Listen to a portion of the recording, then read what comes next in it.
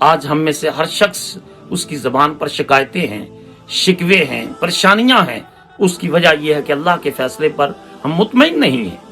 ہمیں حکم ہے کہ ہم سٹرگل کریں، جد و جہد کریں، نتیجہ اللہ پر چھوڑ دیں۔ اللہ تعالیٰ ہمارے حق میں جو کرتا ہے وہ بہتر کرتا ہے۔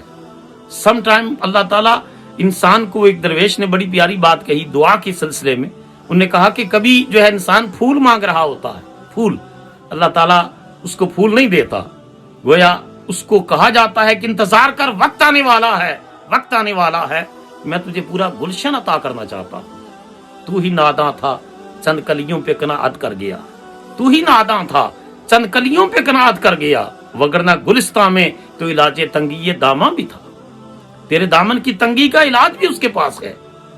اب یہ کہنا جی میں نماز پڑھتا ہوں، میں صدقہ دیتا ہوں، میں وظیفے کرتا ہوں، ذکر کرتا ہوں، میری پریشانیاں نہیں جاتی۔